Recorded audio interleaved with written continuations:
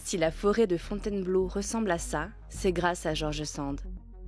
La romancière, la femme politique, la féministe était aussi une écologiste avant-gardiste qui a sauvé les arbres centenaires de ce parc magnifique.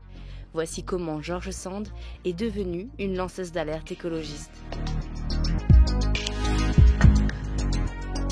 Elle a parfaitement intégré sur son environnement naturel.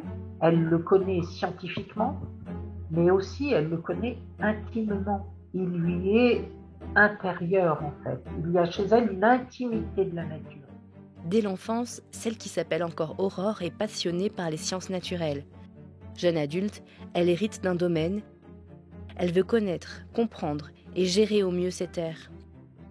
George Sand lit, apprend dans des musées et s'entoure de grands scientifiques, médecins, botanistes, géologistes, ingénieurs, entomologistes.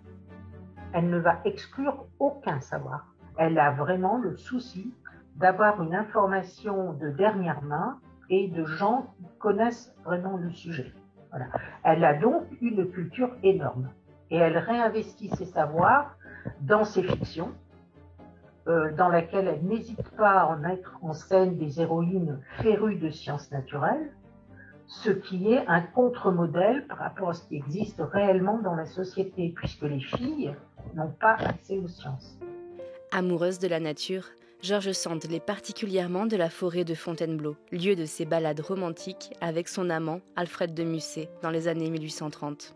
Tout le monde a droit à la beauté et à la poésie de nos forêts, de celle-là particulièrement, qui est une des belles choses du monde. Elle y reviendra très souvent, souvent avec des amis, avec des amants. Mais Fontainebleau est menacée par l'administration dont l'objectif est de raser une partie de la forêt pour l'exploitation de pins. Forêt mythique des peintres romantiques et des naturalistes, Fontainebleau est défendue par des artistes du groupe de Barbizon.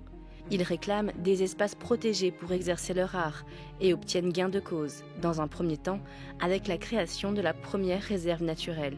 Mais en 1872, sous le règne de Thiers, l'exploitation de la forêt reprend de plus belle et la lutte continue. George Sand écrit alors un texte de 12 pages, comme un manifeste, dans lequel elle alerte des dangers de la déforestation, l'assèchement des terres, la surproduction et l'épuisement des ressources naturelles. Si on y prend garde, l'arbre disparaîtra et la fin de la planète viendra par dessèchement, sans cataclysme nécessaire, par la faute de l'homme. Et donc, elle se préoccupe de ce qu'on appelle, et ça c'est nouveau, la foresterie. C'est-à-dire qu'elle va faire un lien dans son texte entre la préservation de la forêt et l'utilisation des terres agricoles. Voilà. Elle unifie les deux problématiques. Comment permettre une gestion des cultures qui ne soit pas préjudiciable à un capital qu'il faut absolument préserver. La pensée écologiste de Sand s'apparente à ce que nous appelons aujourd'hui le développement durable. Un impératif pour la romancière qui assimile la nature à un bien commun.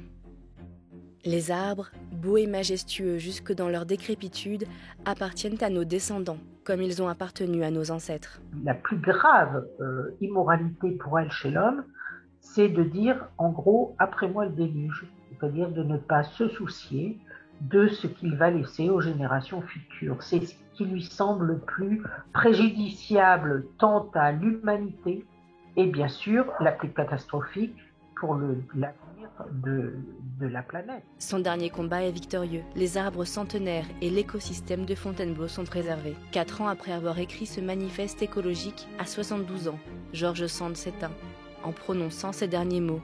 Verdure, laissez verdure. Demandant ainsi de laisser la nature reprendre ses droits sur sa tombe.